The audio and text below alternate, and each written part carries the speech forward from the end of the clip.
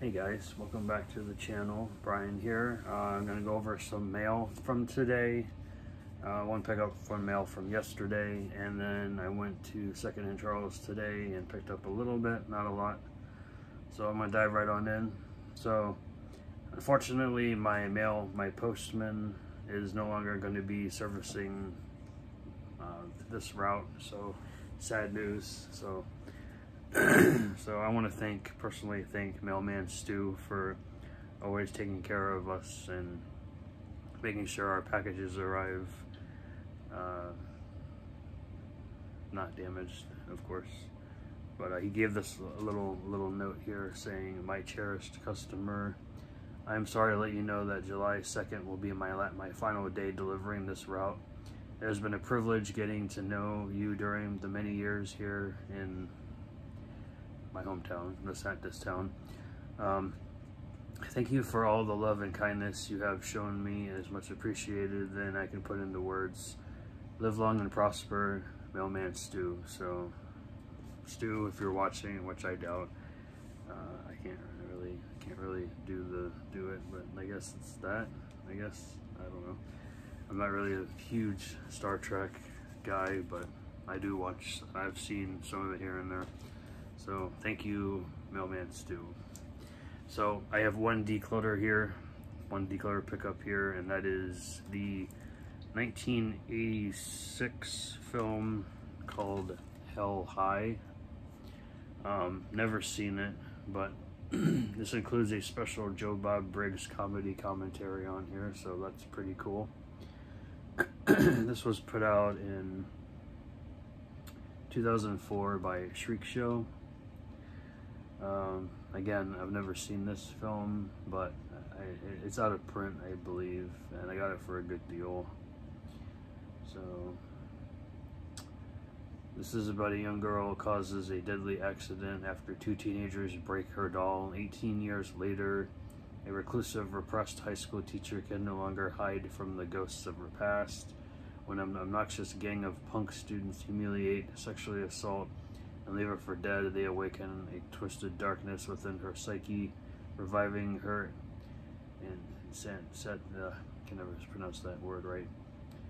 Insatiable urge to kill. So looks interesting, and I can't wait to listen to the commentary by Joe Bob. So same artwork on the disc, and there's looks like there's some sort of order card inside, and then of course the chapter list and other titles from Shriek Show that were available at the time. So there is that. Okay, I'm gonna go over my 2nd and Charles pickups today, and then I'll do my mail. So, because the mail is pretty awesome. But if you saw my story on Instagram, you would know what I'm gonna go over next. But let's just do the pickups from 2nd and Charles first. So of course, I always get my Liquid Death. Shout out to Liquid Death. I found this out-of-print box set, still factory sealed, of Stephen King's DVD collector set, which is Misery, The Dark Half, Needful Things, and Carrie. I got it because The Dark Half is out of print. The other 3 titles you can find just about anywhere. So there it is. That. I'm gonna do the DVDs first. So I picked up a brand new factory sealed copy of Waitress. I recently listened to this podcast about the late Adrienne Shelly, the director, and how she was murdered in her apartment. And yeah, so I definitely wanted to check this movie out.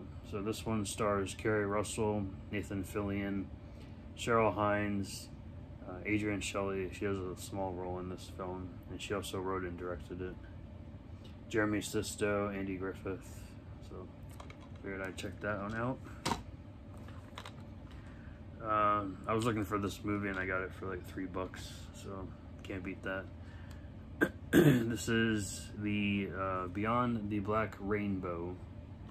This was directed by Panos Cosmatos. He directed Mandy, and I heard the visuals on this are just like pretty awesome, just like Mandy was, so I figured I'd pick it up. Don't recognize anybody in this film though, so, but it's a Magnolia release from 2012. Up next is a film that I've never seen, and it is a former Blockbuster rental, and this is called Blackwater Valley Exorcism. Now, I wasn't going to pick it up, but then I saw that Jeffrey Combs is in it, so I figured I'd pick it up. James Russo, Cameron Daddo. This is a Lionsgate release from 2006. I don't think I recognize anyone else in this film, though, but I'm sure it's not great. But looks like your typical exorcism movies based on actual events, so we'll look into that. Hopefully it's good, at least somewhat decent, but I'm not going to hold my breath. But I enjoy Jeffrey Combs as an actor, and I've met him in person, and he's pretty awesome. So I already have this film, but I picked it up for someone, so I found Southbound. This is a really good horror anthology that I really enjoyed. I have it in my collection already. It's got a bunch of famous people in here, but the one that stood out to me the most was David Yao. He is a singer from a couple different bands, but most people know him from the Jesus Lizard, and what's the other band he was in? Crap, the one he was in before that. Drawing a blank here, but I'll probably remember it after the video's done. So, but yeah, I really enjoyed this horror anthology. It's like, how many stories in there? I think there's four stories in here, or 5. 4 stories, and they're all intertwined together, so I really enjoyed that one. Okay, we have 4 Blu-rays here. First, this one's an upgrade. I do have the DVD, so I found the Blu-ray DVD combo with the slip, and that is the South Korean film called The Villainess, with the nice slip cover from Logo USA. I haven't watched it yet, but I figured I'd upgrade it because I found it for a good deal. This is just a little typical bloody revenge film, so looking forward to that. I haven't seen this one, but I heard it's okay, mediocre, and it is the 1999 film from New Line Cinema, and I think that's just New Line.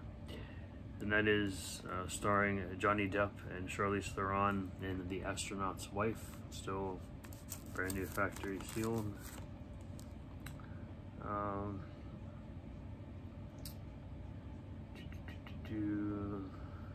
It only credits 2 other people in here that I don't recognize, Joe Morton and Clea Duvall.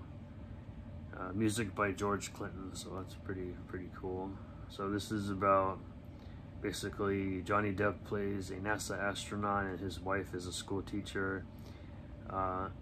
They lose contact with him. He's in space, and they lose contact with Earth for 2 minutes. And basically,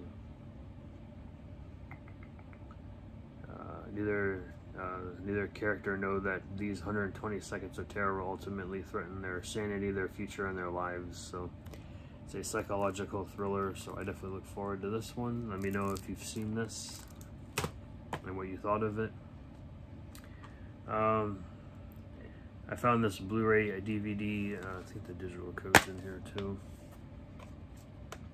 Yes, yeah, this is here. I don't know if the digital code works though, because it's used, but this is the Disney's Celebrating Mickey featuring 13 classic shorts, including Steamboat Willie, which is one of my favorite early Mickey cartoon shorts. The band concert Through the Mirror, Ricky's Rival, Boat Builders, Mickey's Trailer, Brave Little Taylor, Tug. Sorry, the stickers covering it, but yeah, you understand what I'm talking about here. Those are all the early like shorts of Mickey, so look forward to that. And then the last Blu-ray here is a Blu-ray DVD combo. It says there's a digital code, but somebody poached it, so whatever. But I needed to add it to my collection, and that is the 2000 Universal release of U571, starring Matthew McConaughey, Bill Paxton, Harvey Keitel, John Bon Jovi, David Keith, Matthew Settle, and Jake Weber. I actually never watched this when I was growing up, so, and I heard it's a pretty good submarine film, so definitely look forward to that one. So now what you're here for is what I posted on my story, and that is I got my Vinegar Syndrome box waiting for me at the doorstep. But first, I have 2 packages here from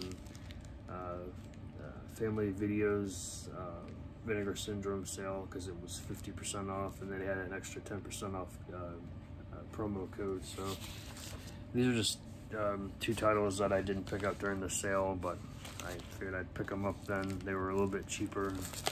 So let me open this one first. I don't know which title is in this one, so I think these little, it's like Target does this too. So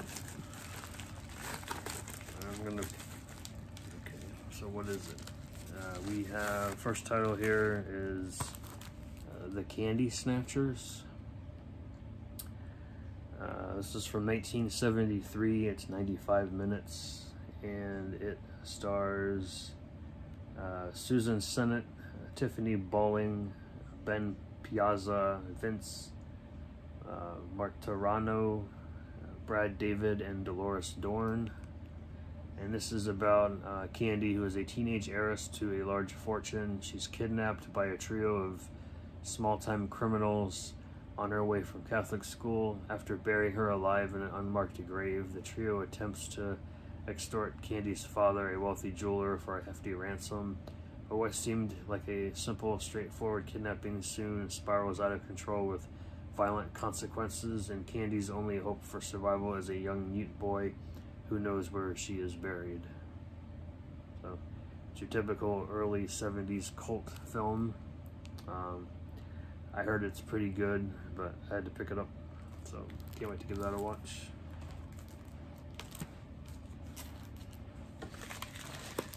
Alright, next title here, we will open it and we'll see what it is. Okay, and this one is, yep, another 70s film that I was intrigued by. Yeah, another early 1972 film, 97 minutes.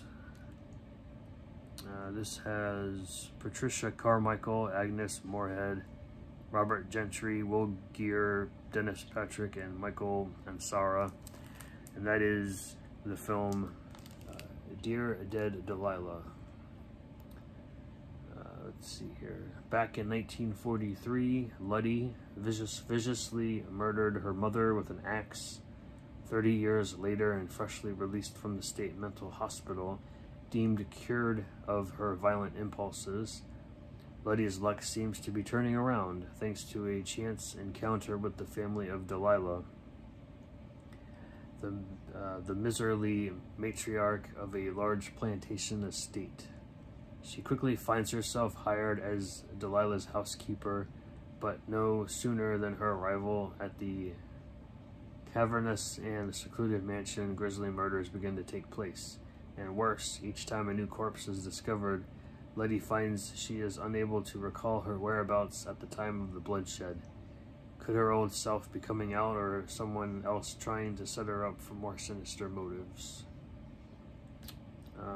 Yeah, it looks pretty cool. There's a little decapitation scene on the back here that looks pretty silly, but can't wait to give that one a watch.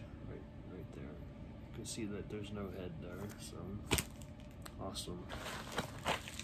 Yay, decapitations. Alright, so I'm gonna open this box and see what we have here. Well, I know what we have here, but you don't.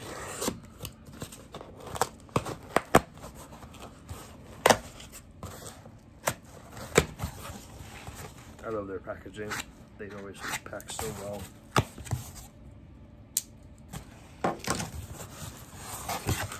Alright.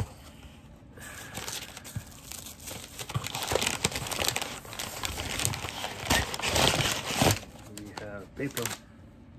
Oh, sorry. Alright, and we have box toss.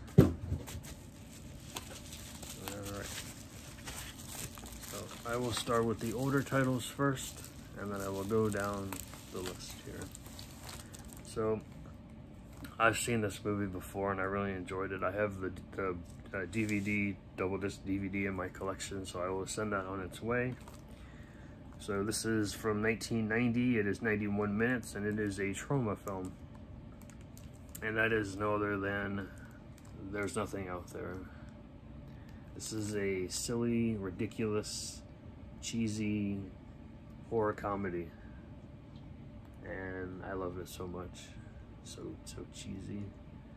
Let's see, Mike is always getting in the way of fun. His obsession with horror movies and their rules dictates no matter where he goes, he can't help but expect to find a monster lurking around every corner, but this time his paranoia might be justified.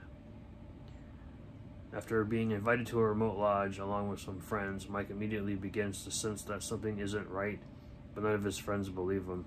Unfortunately, they're dead wrong, and a slimy alien frog monster has indeed landed in the nearby woods and set out to fulfill its mission of killing all human males and mating with females. Can Mike convince his friends that there is something out there before the men have all their brains sucked out and the women are carrying green mutant fetuses? Yep. This was made by then 19-year-old cinematic wonderkind Ralph Kanofsky. I guess I say his name. So yeah, it's an interesting plot there, bud. You get a boatload of special features on here. I don't want to go through the whole thing, but we get an interview with the writer-director and editor, interviews with the editor, interview with the lead actor, commentary by the director, and also with Joe Lynch and Jeff Riddick. You get a 20th anniversary commentary with the director, group commentary with the director, the editor, and two of the actors, a bunch of interviews with a bunch of different people, a short film about the film's influence, an early feature film from the director, early short film from the director, another short film from the director, behind the scenes of one of the short films, trailer, music video, behind the scenes rehearsal footage, just a boatload of different things. It is all right there on your right there. So yeah. Alright, next title here is from 1988. I haven't seen this one. Directed by Peter Rader and stars Brink Stevens and Len Lesser, also known as Uncle Leo from Seinfeld, and he was also in I have it, what's it called, Blood and Lace, something like that. I've seen it. It was a decent slasher, but anyway, that is Grandmother's House. David and Lynn have just lost their father, now orphaned. The youngsters are sent to live with their grandparents in a beautiful Victorian mansion, but no sooner than boarding the coach bus scheduled to take them into their new home to do strange things start to occur, initially in the form of a mysterious woman who seems to appear and disappear in the blink of an eye. It's not long, however, before murdered bodies are found in the area, and to make matters worse, David becomes increasingly fearful as his doting grandparents might be involved in the killings. So, this is from the director that did Waterworld. This is his first film. Who else is in here? We get Eric Foster, Kim Valentine, Ida Lee, like I said, Len Lesser and Brink Stevens. So haven't seen this one, but we also get let's see here, interview with Brink Stevens, interview with the director, interview with the cinematographer, an archival making of featurette, and trailer, still gallery, blah blah blah. So, alright, and then we have, I watched this a little while back on Tubi. I enjoyed it, and it is actually comes with a slipcover. This is from 1982, and it goes by a bunch of different names, but it's called, well, we call it Whodunit, with this nice little slipcover. It's also known as Island of Blood and Scared Alive. Let's see here. In a large house on an otherwise uninhabited Pacific island, a group of hopeful young actors have been assembled to prepare for their roles in what they've been told will be a very unique, family-oriented film. Yeah, right. But on their first night, one of them is horribly boiled alive and dies. Although initially assumed to be an accident, as other mangled and mutilated bodies begin to appear, it becomes apparent that a madman is lurking among them and seems to be concocting all of the diabolical deaths in accordance with the macabre lyrics to an obscure song. So, I enjoyed this movie, and I wanted to get it in my collection, so I had to pick it up, and this beautiful slipcover, definitely worth it, guys. Speaking of slipcovers, I have this movie in my collection, and of course this is like one of the weirdest movies I've ever seen in my life. So and then they were announcing slipcovers, so I had to pick it up, and that is Nightmare Weekend with this the little weird ball. It's like a mirror almost. Yeah, if you guys seen Nightmare Weekend, let me know. It is freaking bizarre as anything. But yeah, and then there's the ball in the back shooting up. I gotta go grab my Blu-ray out of the hallway, but I'll do that later. We'll do that one. That one last, since it's the newest one. So we were told that this excuse me, this particular release was gonna pretty much be gone by the end of the first hour of the sale, and I'm glad I picked it up when I did, because it was gone just like that. So I had to pick it up, and I forget how this thing opens, because I heard it's a pretty tight slip cover. Oh, actually it folds open, so never mind. So I had to pick it up, and this is the, I guess, 4K Blu-ray. I thought it was a 4K Blu-ray release. Yeah, but I'm not gonna open it all the way yet. And that is no other than the Beastmaster. Yes, I had to pick it up. Now, this is the epic adventures of a new kind of hero. I remember watching this when I was, I don't know, 7 years old on TV, so it was edited, of course. But so this booklet thing opens just like that. Yeah, this nice artwork inside. You have the Blu-ray with the slipcover. I think it's a 4K Blu-ray. So you get the nice little glossiness of the cover there, and also on the back. Yep, it is a 4K. I don't own many 4Ks in my collection, but I don't have a 4K player yet, but I'm sure I will here pretty soon. So, yep. And then here is the back. Now, if you've ever seen The Beastmaster before, it's basically a fantasy action. Let's see here.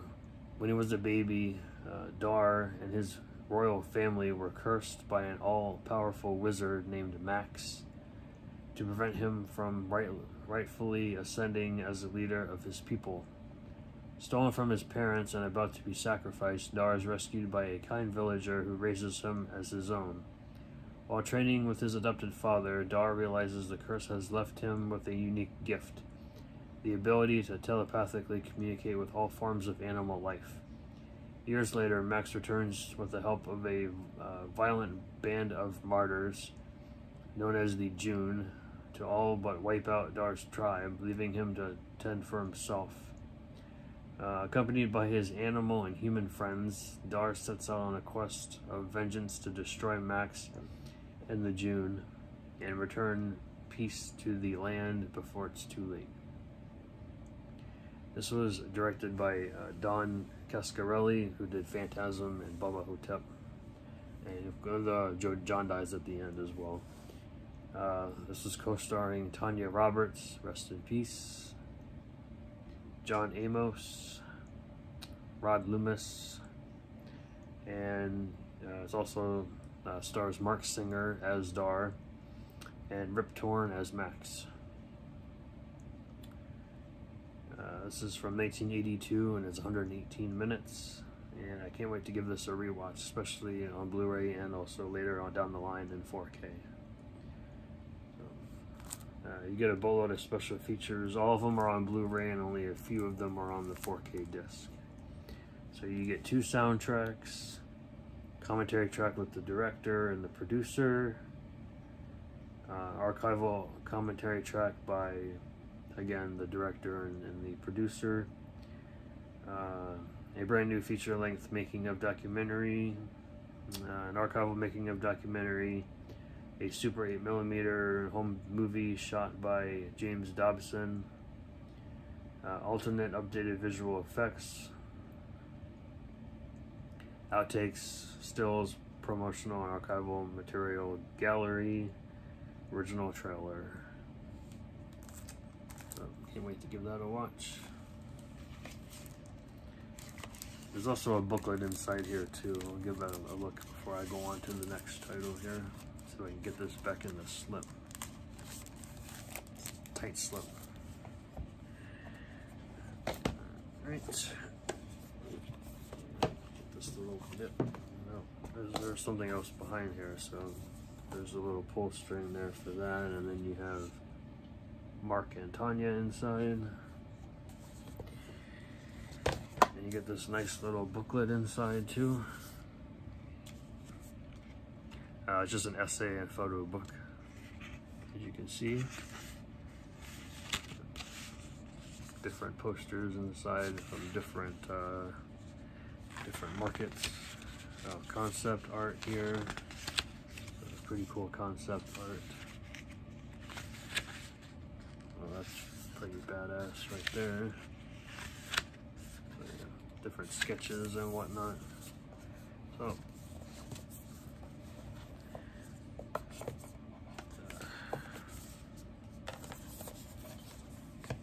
Glad I picked this version up, guys.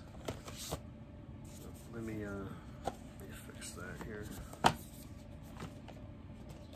kind of difficult to put that back in there. And the last title is the new title that I picked up. The only new title I picked up from the sale.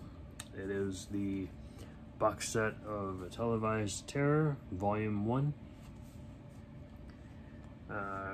And this has 3 different titles in here. We have Are You in the House Alone, Calendar Girl Murders, and Child in the Night.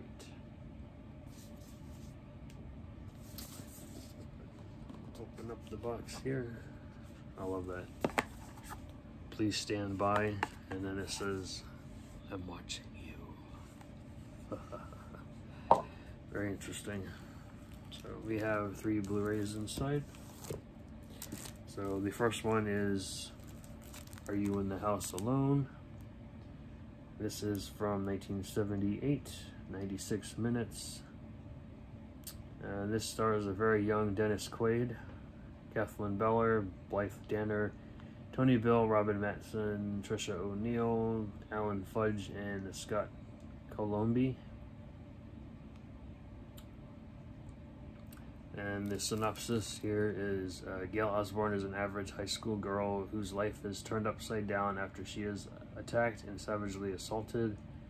They always loved assaulting girls in the 70s. I never understood that. Unsure of who was behind her brutalization, Gail does her best to continue her life, but when a mystery person begins leaving her threatening messages and making unsettling phone calls, Gail realizes that her nightmare is only just the beginning, and that whoever was responsible for her assault is far from through terrorizing her. Who could it be, and just how far are they prepared to take their macabre plans? Let's see here. You get an interview with the composer, Charles Bernstein. I love his music. Audio essay by film historian Amanda Rise. And that's about it for this one, guys. It looks pretty good though. I do enjoy my 70s TV films. Alright. Up next is Calendar Girl Murders. This is from 1984. 95 minutes.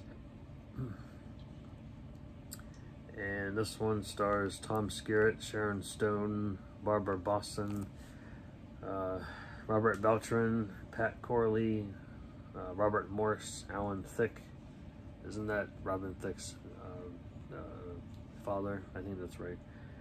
Sylvana Gallardo, and Michael Gwen.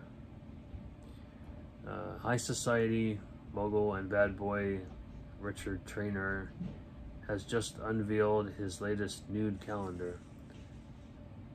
Let's see here. During the launch party, one of the models is thrown to her death off of a balcony by a black-gloved killer. Oh, it's kind of like a giallo almost. Called in to investigate is Lieutenant Dan Stoner, a hard-nosed cop who's thrust into the high-stakes world of nude and fashion modeling, quickly finding himself intrigued by and attracted to the beautiful and vulnerable, assumingly Cassie. But when the killer begins to strike again, going in the order of the calendar itself, Stoner realizes that he needs to solve the mystery soon or risk all of the models ending up in the morgue. This was directed by William Graham, who directed Together Brothers and Return to the Blue Lagoon. Let's see here. Yep. Let's see. It says not really many special features on this one either. We get the newly scanned restored, yada yada yada. Extended audio essay by film historians Amanda Rise and Sam Pancake. Really? That's the name of the person, Sam Pancake. Weird. And the last title here is Child in the Night from 1990, starring a very, very young Elijah Wood. Also stars Jo Beth Williams from Poltergeist, and Tom Skerritt once again is in this film.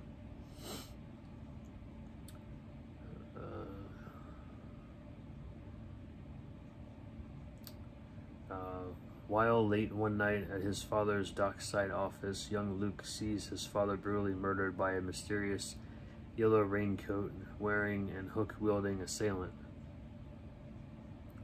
That sounds kind of familiar, right? It's giving me I Know What You Did Last Summer vibes. Luke being traumatized by the event, child psychologist Dr. Hollis is called in an attempt to figure out what he saw and whether he can unmask the killer. Striking up a relationship with Bass, the lead detective on the case, Hollis finds herself in for more than she bargained for as the unknown killer decides to do away with those who get too close to uncovering his motives and identity. Again, just an audio essay by film historian Amanda Reyes, and that's it. So, I can't wait to check out all of these films. Let me know in the comments below if you've seen any of these and if you like them or not. And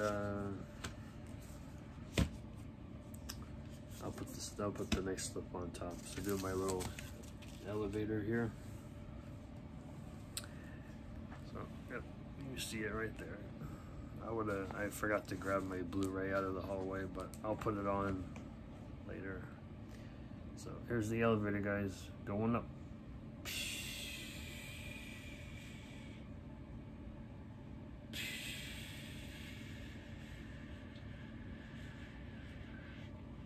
And we're going down.